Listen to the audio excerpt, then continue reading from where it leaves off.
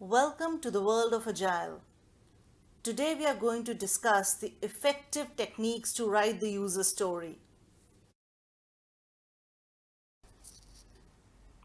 The story should be written in a way that it should have some business value outcome and the outcome should be testable.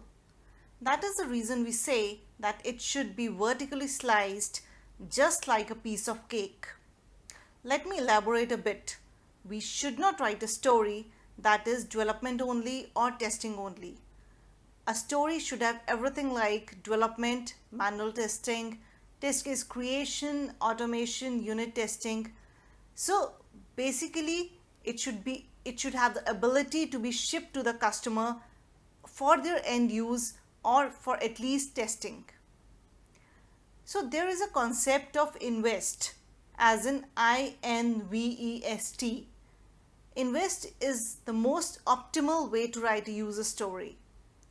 I stands for independent, meaning each story should provide individual business value and is not dependent on other stories within a team or maybe dependent on some other story in some other Scrum team.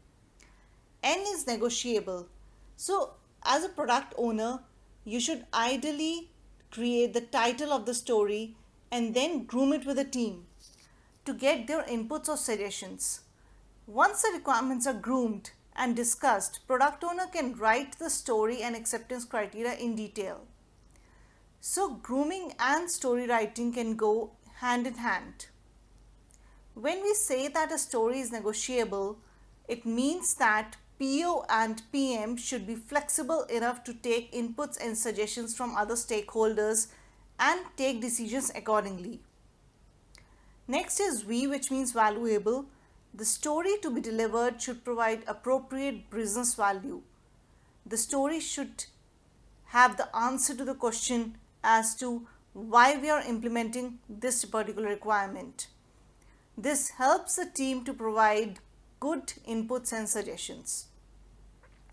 Then we have E, which is estimable. So the story should be clear enough to the team that they should be able to provide the estimations.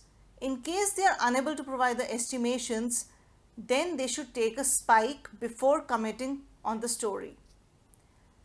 Then we have S, which means small, which means that the story should be small enough to be completed within the sprint boundaries. The last but not the least is T, which is testable. Every story committed should be testable.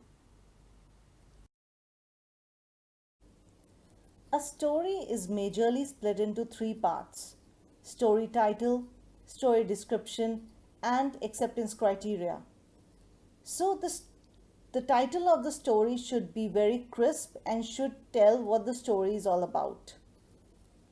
Story description's intent is to provide who's the end user of the story, what is going to be achieved out of this requirement, and what business value it is going to provide to the end customer. The standard format of the story description says, as a role or persona, I want to do something so that I can achieve a particular business value. Let me just take an example. If the use case is for the customer to withdraw the money from ATM machine, then the best way to write the story would be, as a consumer, I want to withdraw the money from ATM machine so that I can take out the money even when my bank is closed.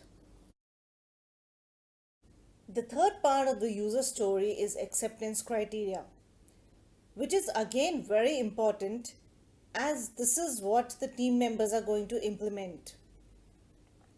The standard format of acceptance criteria is given, when, then. So given certain preconditions, when some actions or event take place, then the final outcome of the story comes. So let's take the same example. So in the above example, we can say, given that the customer enters the ATM card in the machine and machine validates the PIN, When the customer selects the option to withdraw the money, then money should come out of the ATM machine. If you like the video and want to watch more videos around Agile, then please subscribe to this channel. Thank you.